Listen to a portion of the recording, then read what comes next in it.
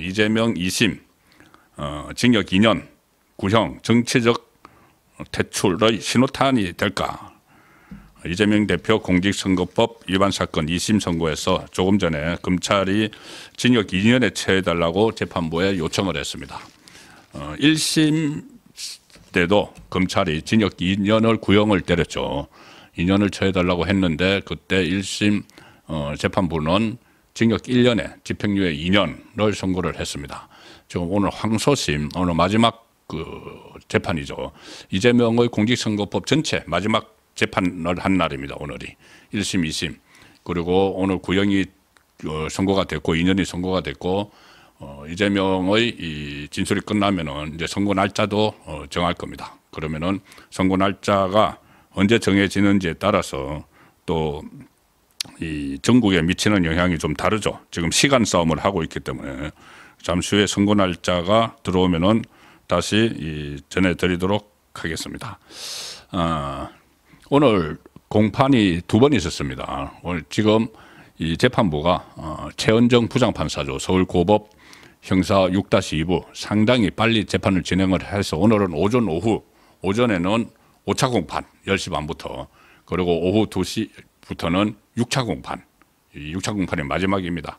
그래서 상당히 신속하게 지금 심리를 재판을 진행을 하고 이제 선고만 남았죠. 2심 선고. 2심 선고가 되면은 제가 왜 이렇게 징역 2년이 구형인데 정치적 퇴출 신호탄이 될 것이다 이렇게 말씀을 드리냐 하면은 이게 정말 시작이죠. 2심이 처음 나오는 거죠. 2심이 처음 나오고 그 다음에 3심은 대법원은 법률심이기 때문에 사실심에서 결정이 되면은 1심, 2심, 사실심에서 결정이 되면은 거의 그대로 대법원에서는 확정이 됩니다. 대법원에서 이게 파기환송되는 경우는 상당히 드뭅니다. 거의 다 그대로 대법원에서 이제 법률심만 하니까 법이 제대로 적용되는지만 보기 때문에 그대로 다 통과시키죠. 그래서 이재명이 오늘 구형을 선고받았고 일단 1심 때와 똑같은 2년을 선고를 받았고 그 다음에 이 재판부에서 2심에 선고를 하면은 그것이 1심과 같은 1년 집행유예 2년 이 정도만 나와도 그것이 아니라 벌금 100만 원만 나와도 이재명은 모든 것이 날아가죠. 피선거권 날아가서 당대표제가 없어지고 대법원 확정 판결이 되면은 지금 대법원 확정 판결을 미루려고 꼼수를 하나 쓰고 있습니다. 그 꼼수를 잠시 후에 또 제가 설명을 드리겠습니다. 그것은 조의대 대법원장이 충분히 깰 수 있는 꼼수다. 의지만 있으면은 그 꼼수를 쓰고 있지만 대법원 확정 판결이 되면은 모든 게 날아갑니다. 그리고 민주당은 무려 434억 원 그때 대선 때 보전받은 거 지금 토해내야 되는 상황이죠. 그것을 토해내게 되면은 민주당은 뭐 재산이 그 한 2배 됩니다. 한 800억, 900억 된다고 하니까 어쨌든 건물을 팔든지 민주당으로서는 최대 위기에 놓이게 되는 그 상황이 이재명의 2심입니다. 자, 민주당에서는 구형 2년을 넣은 것 가지고 지금 정적 죽이기 이런 식으로 주장을 하고 있는데 정적 죽이기가 아니고 그 5개의 재판 중에서 이제 하나가 2심이 오늘 구형이 선고가 된 것이죠. 오늘 법원에 출석을 하면서 이재명이 이런 말을 했습니다.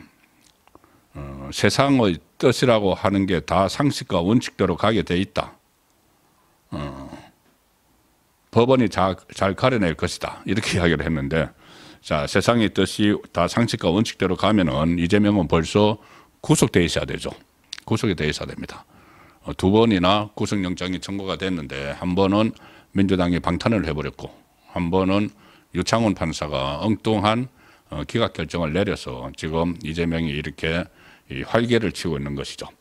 그리고 기자들이 오늘 검찰의 구형에 대해서 질문을 했는데 답변하지 않고 그대로 들어갔습니다. 들어갔는데 징역 2년 지금 구형이 나왔는데 이 검찰이 징역 2년을 구형한 이유는 이겁니다. 만약에 100만 원 이상 선고를 하면 모든 것이 날아가는데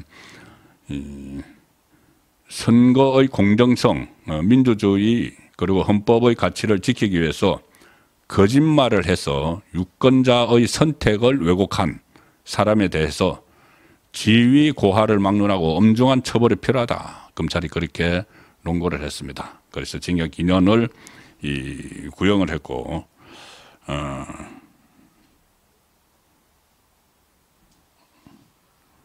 자, 선고 날짜가 아직 안 나왔습니다. 선고를 넣으면은 바로 제가 선고일이 상당히 중요합니다. 2심 선고를. 왜 그러냐면은 뭐 윤석열 대통령의 탄핵 심리와 지금 시간 싸움을 하고 있기 때문에 선고가 언제가 되는지 상당히 중요한데, 보통 그 재판이 결심이 되고 그 구형이 나오면은 보통 이제 한 달 후에 나온다 뭐 이렇게 하는데, 이것은 지금 재판이 굉장히 늦어져 있기 때문에 그 633이죠. 1심이 6개월 만에 끝내셔야 되는데 선거법은 이거를 2년 2개월 동안 했습니다.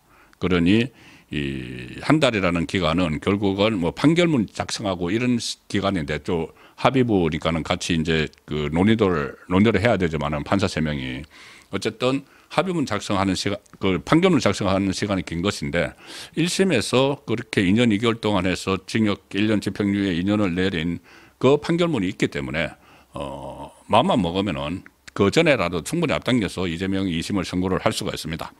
자, 선고 날짜는 아직 나오지 않은 상황입니다. 곧 이제 재판을 마무리를 하면서 다음 뭐 재판은 몇 월 며칠에 몇 시에 하겠다 이렇게 이제 판사가 이야기를 하죠. 그 소식을 나오면 전해드리고, 검찰이 특히 지금 허위사실 공표가 2가지죠. 하나는 고 김문기 씨를 몰랐다, 잡아뗀 거. 그리고 또 하나는 백현동 개발을 하면서 옹벽 아파트 4단계 용도 상향 변경을 해준 것이 박근혜 정부 국토부의 협박 때문이었다, 이렇게 거짓말을 했는데, 그게 아니고 중간에 브로커, 이재명이 형이라고 부르는 김인섭 씨가 끼어서 80억 원을 돈을 받고 정바울 그 업자에게 특혜를 준, 그러니까 인허가 장사를 한 그런 사안인데, 이걸 박근혜 정부의 협박이었다, 이렇게 거짓말을 한 것 때문에 지금 이재명은 재판을 받고 있는 겁니다. 그래서 검찰은 이재명이 김문기를 몰랐다고 한 이 발언과 관련해서 당시 대선 후보였던 이재명이 일관되게 김문기를 몰랐다 이렇게 거짓말을 할 수밖에 없던 이유는 대장동 의혹과 선을 그어했기 때문이다. 그것 때문에 했죠. 김문기를 알았다는 게 되면은 고 김문기 씨가 대장동 개발 사업의 실무 그림을 그렸습니다. 실무 그림을 그렸고, 그래서 호주, 뉴질랜드 같이 가서 뭐 골프도 치고 아마 거기서 그런 이야기들도 있었을 겁니다. 그리고 고 김문기 씨가 그러니까는 개발 이익이 너무 많이 초과되면은 그것을 이제 민간업자가 개발 이익을 엄청나게 얻으면은 그것을 환수하는 조항을 넣어야 된다는 주장을 했다가 묵살을 당했죠. 그것은 그러면은 대장동 김만배를 비롯해서 여기 엄청난 돈이 갈 수가 있기 때문에 그거를 환수 조항을 넣어야 된다고 했다가 묵살당한 걸로 알려졌습니다. 그 왜 묵살을 했느냐? 그거야 뭐 나중에 그 대장동의 저수지, 정치자금 저수지를 쌓기 위해서는 그쪽에 엄청난 돈을 몰아줘야지 이재명 쪽에서 그 혜택을 받죠. 그래서 그 김문기 씨가 그런 것까지 알고 있기 때문에 김문기 씨를 안다고 하면은 그때 대장동의 몸통 이야기가 나왔기 때문에 대장동 몸통이 될 수가 있죠. 그래서 아예 대장동하고 관계를 끊기 위해서 김문기 씨를 모른다고 계속 잡아떼온 겁니다. 그것을 검찰이 지금 오늘 지적을 한 것이죠. 징역 2년 구형을 하면서. 그리고 백현동 협박, 박근혜 국토부 협박 발언에 대해서는 전형적인 남 탓 사례다. 협박 사실이 하나도 안 밝혀졌다. 오히려 그때 당시 성남시 공무원들이 정의인으로 나와서 전부 다 협박은 없었다고 그 이재명 면전에서 자기들 시장인 이재명 면전에서 성남시 공무원들이 다 증언을 했습니다.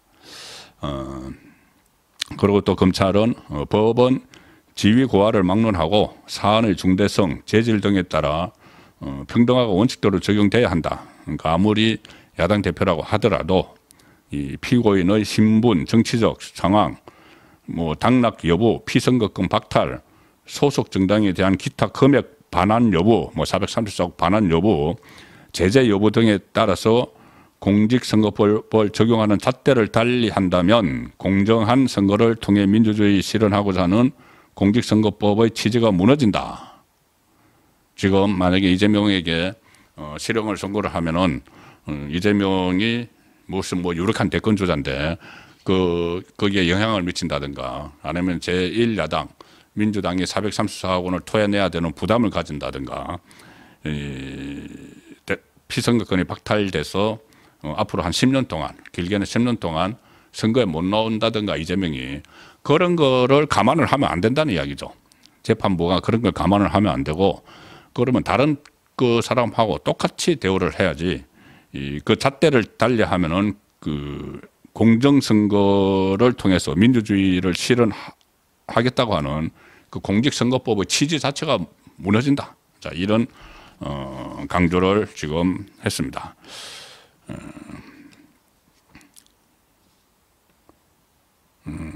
국민의힘에서는 징역형, 2심도 징역형이 선고가 돼야 된다는 지금 계속 그런 논평 같은 것이 나오고 있습니다. 일단 징역 2년을 구형을 받았는데 조금 전에 제가 그 대법원 말씀을 들었죠. 일단 징역 2년을 선고를 3월 달에 징역 2년 선고를 받아도 만에 하나 지금 이재명이 꿈이죠. 이재명이 그 꿈을 꾸고 지금 문형배 헌법재판소장과 커넥션을 형성을 하고 있는데 만에 하나 대선이 조기 대선이 치러지더라도 2심을 선고받은 상태에서는 출마를 할 수가 있죠. 출마를 할 수가 있는데 제가 그때 말씀드렸다시피 그때 출마를 하면은 한 1,000만 표는 날아갈 겁니다.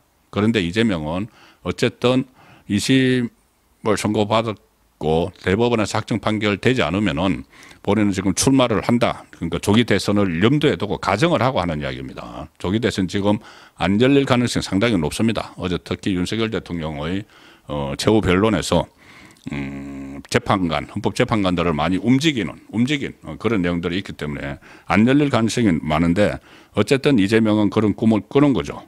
그리고 이재명이 지난번 MBC 토론회 그리고 MBC가 이제 판을 깔아준 그 토론회 그리고 또 김어준 방송에 나와서 이런 이야기를 했습니다.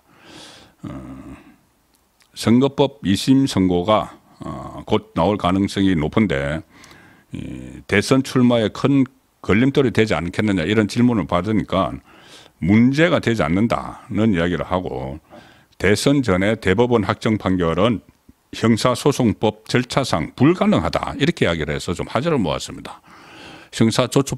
형사소송법 절차상 불가능하다. 만약에 조기 대선이 열리면은 조기 대선이 뭐 5월이든 6월이든 자기 생각을 이야기하는 겁니다. 안 열릴 가능성이 높지만은 그때 열리기 전까지는 대법원 확정 판결이 나오는 것은 불가능하다는 이야기인데 이게 뭐냐 하면은 그 전에 한번 써먹었죠. 이재명이 이번에 2심 선고도 원래 633이니까 3개월 내에 해야 되면은 3개월 내에 선고를 해야 되면은 11월 15일에 1심이 나왔으니까는 2월 15일에 이미 선고가 끝났어야 됩니다.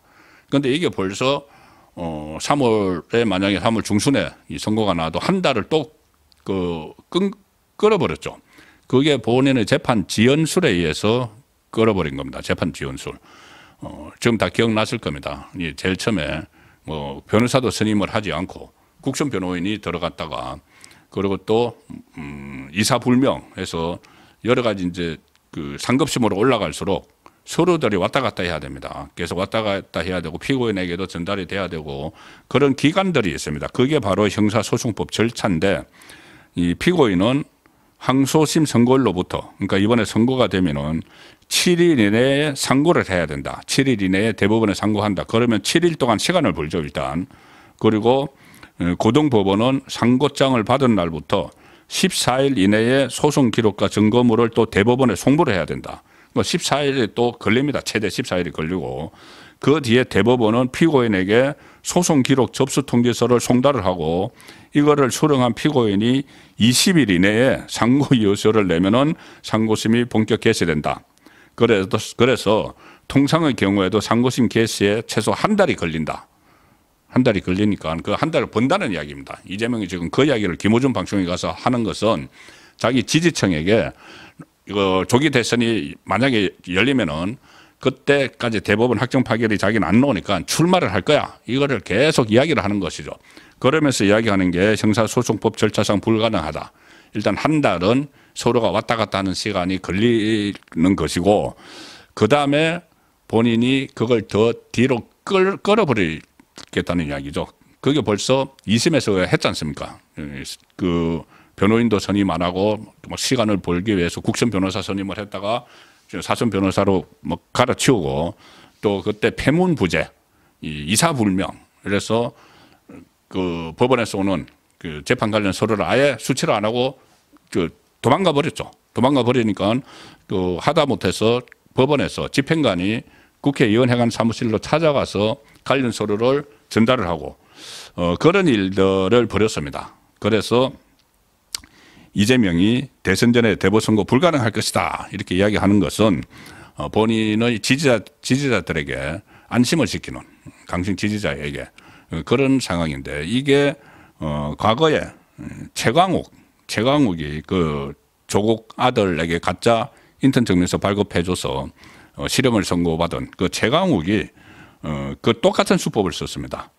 3심을 특히 대법원 고법에서 유죄를 받고 대법원에서 조금 전에 말씀드린 폐문부재 뭐 이런 걸로 해가지고 2개월 넘게 끌었습니다. 2개월 넘게. 그러니까 이렇게 하면은 원래 한 달 안에 서로가 왔다 갔다 하는데 이것을 뭐 꼼수로 막 쓰면은 한 2달 동안 재판 시작 전에 대법원 재판 시작 전에 2달 동안을 끌 수 있다는 거죠. 그러면 이재명은 그 기간에 또 대법원 심리가 시작되면 또 한 3개월 가니까 그 기간에 자기는 집권할 수 있어. 이걸 자기 지지자들에게 계속 심어주고 있는 겁니다. 그래서 그거를 좌파 방송이 돼버린 MBC 가서 이야기하고 김어준 방송 가서 이야기하고 그 주로 이제 좌파 이재명 지지자들이 보는 방송이죠. 거기서 그런 식으로 선동을 자기 지지자들을 선동을 하고 있는데 대법원이 의지만 있으면은 이것은 속전속결로 처리를 할 수가 있습니다. 특히 조희대 대법원장이 선거법에 대해서는 633 원칙을 반드시 지켜야 된다는 이야기를 계속 하고 있기 때문에 이렇게 무슨 뭐 폐문부재 뭐 이런 식으로 꼼수를 쓰면 그만큼 더 단축을 시켜버리면 되죠. 3개월 한도 내에서 그만큼 다 단축을 시켜버려서 선거로 대법원 확정 판결을 빨리 해버리면 됩니다. 그러면 이재명이 어떤 지금 출마를 할 수 있는 기회도 사실상 없어질 겁니다. 그 기각되면은 조기 대선이 없죠. 그러는 사이에 이재명은 만약에 조기 대선이 없으면은 조기 대선이 있더라도 본인이 2심에서 실형을 선고받은 상황에서 과연 그 표를 얻을 수가 있겠느냐. 그리고 민주당 안에서 당장 손절론이 일어나겠죠. 정치적으로 실각을 하는 그런 상황으로 갈 거고 조기 대선이 없으면은 이제 이재명은 차례대로 사라집니다. 조기 대선이 없으면은 없겠죠. 없으면 이재명 차례대로 사라집니다. 제일 먼저 이것이 선거법이 대법원 확정 판결 받으면은 국회의원 배치 날아가고 대표직 날아가고 민주당 434억 토해내고 앞으로 자기 대선에도 못 넣어줘. 그러면 어떤 상황이 벌어집니까? 윤석열 대통령 입장에서는 어제도 최후 진술에서 이재명의 방탄 때문에 그 민주당이 국정을 마비시켜서 정말 할 수 없어서 계엄을 선포했다고 이야기를 했죠. 그러면 이제 이재명이 없는 상황에서 이재명이 정치판에서 사라져 버리니까 사라지는 상황에서 윤석열 대통령이 직무에 복귀를 하면은 국정 운영을 하는데 큰 걸림돌이 없어지는 거죠. 그리고 이재명은 그 이후에 지금 재판부가 바뀐 대북 송금이 진행이 돼서 1심이 선고가 되면은 이재명은 법정 구속됩니다. 이게 특가법상 뇌물 사건이기 때문에 징역 10년 이상짜리죠. 그러면은 그때는 또 국회의원도 아닙니다. 이것도 그렇고 또 위정교사도 유죄로 바뀌어서 확정 판결이 날 수가 있습니다. 그러면은 국회의원도 안 하니까 무슨 불체포 특권도 없고 체포동의안도 필요 없고 이재명은 그냥 법정 구속이 됩니다. 그 대북송금 1심이 바로 나오면은 안 할 수가 없죠. 그때는 뭐 국회의원도 아니고 자연인인데. 그리고 또 다른 사건들, 대장동 사건도 재판부가 바뀌어서 대장동과 이 사건들이 분리가 돼서 선고가 될 수도 있고 법인카드도 또 시작이 되고 그래서 오늘 징역 2년 구형이 이 1심 때와 같이 나온 것이 이제 확정 판결이 돼야 되겠지만은 이재명의 몰락 정치적 퇴출의 신호탄이다 이렇게 볼 수가 있습니다. 검찰이 이런 말도 했네요. 대통령 되려고 이재명이 계속 거짓말을 했다는 이야기도 했습니다. 날짜는 아직 나오지 않고 있습니다. 선고 날짜가 결정이 돼서 들어오면은 그 날짜에 대한 의미를 설명을 해드리도록 하겠습니다.